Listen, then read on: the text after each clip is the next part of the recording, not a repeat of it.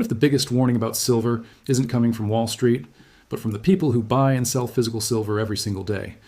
A veteran bullion dealer has noticed something unusual.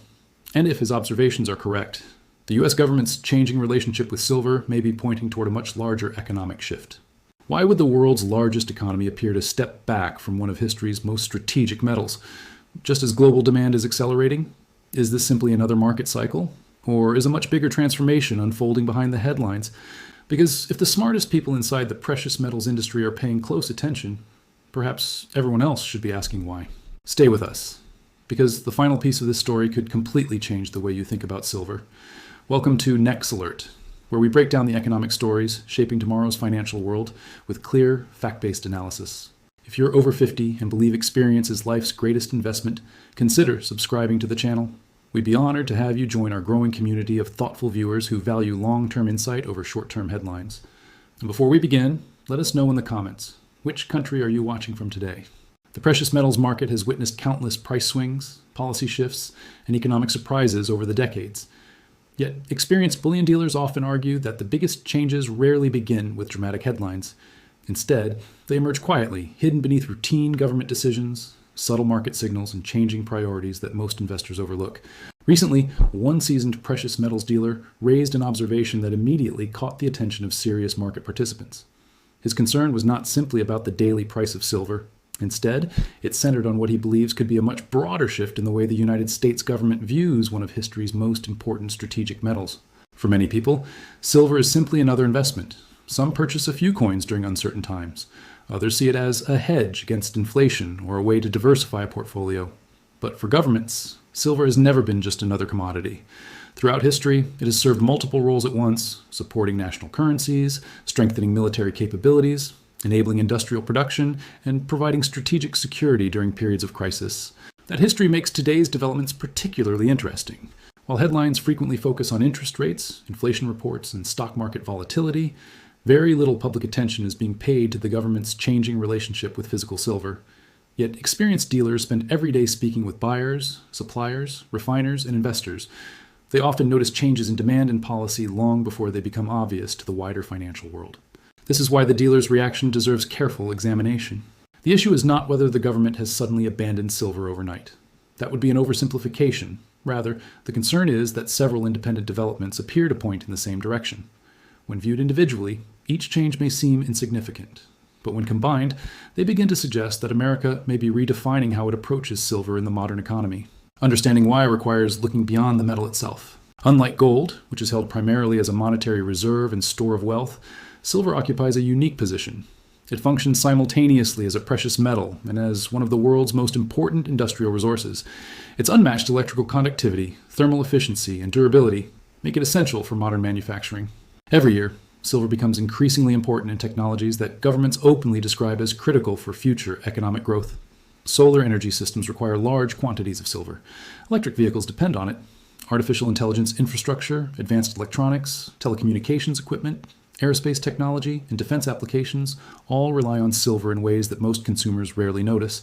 Ironically, just as industrial dependence continues expanding, discussions surrounding government involvement with silver appear to be moving in a different direction. This apparent contradiction is what has captured the attention of market professionals. Experienced dealers understand that governments rarely explain every strategic decision in real time. Policy changes often unfold gradually through procurement priorities, budget allocations, regulatory adjustments, and long-term planning. By the time the public recognizes a structural shift, markets may have already begun pricing it in. That is why professionals spend less time reacting to headlines and more time observing long-term behavior. The question, therefore, is not whether silver remains valuable. Very few analysts dispute its growing industrial importance. The more significant question is whether governments are changing their role within that market while allowing private industry and global competition to shape the next chapter. If that is indeed happening, the consequences extend far beyond bullion dealers and coin collectors. Businesses dependent on advanced manufacturing, technology companies planning future production, institutional investors managing commodity exposure, and entrepreneurs evaluating long-term economic trends all have reasons to pay close attention. Because if America is quietly redefining its relationship with silver, one even more important question immediately follows. If the government is stepping back, who is preparing to step forward? Imagine a strategic resource becoming more essential every single year. while one of the world's most powerful governments appears to reduce its direct focus on it. At first glance, that sounds contradictory. But history has shown that markets do not always react to what is most valuable today. They react to what will become indispensable tomorrow. That is exactly why silver has entered a completely different phase of its history. Only a generation ago, silver demand was driven largely by jewelry, photography, coins, and traditional investment. Today, the picture looks dramatically different. The metal has quietly become one of the invisible foundations of the modern global economy. It powers technologies that governments, corporations, and entire industries now consider critical to future economic growth. This transformation changes everything. Every solar panel installed around the world requires silver. Every expansion of artificial intelligence infrastructure increases the need for advanced electronic components that rely on silver's unmatched electrical conductivity. Electric vehicles contain significantly more silver than conventional automobiles. High-speed communication systems, aerospace equipment, medical devices, military electronics, and next-generation semiconductor manufacturing all depend on the same metal. In other words, silver is no longer simply a precious metal. It is becoming an industrial necessity. This is where experienced bullion dealers begin asking questions that many financial commentators ignore. If demand continues expanding across so many strategic industries, why are governments not publicly emphasizing silver with the same urgency they discuss energy security, rare earth minerals, or semiconductor production? The answer may lie in the changing structure of global competition. Unlike previous commodity cycles that were driven primarily by investor speculation, today's silver market is increasingly shaped by industrial consumption. Manufacturers cannot simply decide to stop using silver because prices rise. Many applications have no practical substitute that delivers the same combination of efficiency, reliability, and performance. That creates a very different type of demand. Investment demand rises and falls with market sentiment. Industrial demand often follows long-term production plans, measured in years rather than weeks. As a result, governments are no longer the only influential players shaping silver's future. Multinational manufacturers, renewable energy companies, defense contractors, and technology giants are becoming equally important participants in the race for available supply. At the same time, another global trend deserves careful attention. China has spent years strengthening its position across critical mineral supply chains. From mining investments to refining capacity and manufacturing dominance, the country has steadily increased its influence over resources that support future technologies. Silver is part of that broader conversation. While no single country controls the global silver market, control over processing, manufacturing, and industrial consumption has become increasingly important. Economic competition is no longer limited to oil fields or natural gas pipelines. It now extends to the metals that power artificial intelligence, clean energy, advanced defense systems, and digital infrastructure. This changes the way professional investors evaluate silver. Rather than asking whether prices will rise next month, serious institutions increasingly focus on whether future industrial demand can be satisfied without creating supply pressures. That distinction matters. Short-term price movements often capture media attention. Structural demand trends quietly shape the next decade. Experienced dealers understand this difference because they witness physical buying behavior rather than simply monitoring price charts. Their concern is not whether silver experiences another temporary correction. Their concern is whether the world is entering an era where strategic industries begin competing for a resource that becomes progressively harder to replace. And if that competition continues accelerating, an even more important question begins to emerge. The world may be demanding more silver than ever before. But who will control enough supply when everyone needs it at the same time? Markets rarely panic because demand is rising. They panic when supply can no longer keep up. That distinction explains why many experienced bullion dealers spend far less time watching silver's daily price than they do studying inventories, mining reports, refinery output, and physical availability. To them, price is only the headline. Supply is the real story. For years, the global silver market benefited from relatively stable production. Mining companies expanded operations, refiners increased capacity, and manufacturers generally assumed they would be able to source the metal whenever they needed it. Today, that assumption is becoming less certain. One of the biggest challenges facing the silver industry is that very few mines exist solely to produce silver. A significant portion of the world's silver is extracted as a byproduct of mining for copper, zinc, lead, or gold. That means silver production often depends on the economics of completely different metals. If copper production slows because of weaker industrial activity, silver output can decline as well, even if demand for silver itself continues to rise. That creates a supply chain few investors fully appreciate. Adding to the challenge is the fact that many mature mining regions are producing lower-grade ore than they did decades ago. Companies must process larger volumes of rock to recover the same amount of silver, increasing costs for labor, energy, equipment, and environmental compliance. At the same time, bringing a new mine into production has become a lengthy and expensive process. Before a single ounce of silver reaches the market, companies often spend years securing permits, conducting environmental studies, arranging financing, and building the necessary infrastructure. In today's regulatory environment, those timelines can stretch even further. For manufacturers planning the next generation of electric vehicles, solar technology, or advanced electronics, these delays create an uncomfortable reality. Demand can grow much faster than supply. That imbalance is exactly what strategic investors monitor. Geopolitical uncertainty adds another layer of complexity. Several important mining regions are located in countries facing political instability, changing tax policies, labor disputes, or infrastructure challenges. Even temporary disruptions can tighten physical availability and create uncertainty across global supply chains. Bullion dealers understand this dynamic because they operate in the physical market rather than the paper market. There is an important difference. Paper contracts can be created in enormous quantities, allowing traders to speculate on future prices without ever taking delivery of physical silver. Physical bullion, however, cannot be created with the click of a mouse. Every coin, bar, and industrial component ultimately depends on metal that has been mined, refined, and delivered. When physical inventories tighten, that reality becomes impossible to ignore. This is why experienced dealers often pay closer attention to product availability, delivery times, and premiums than they do to short-term price movements. Those indicators frequently reveal changes in market conditions long before they appear in financial headlines. For businesses, the implications extend beyond precious metals investing.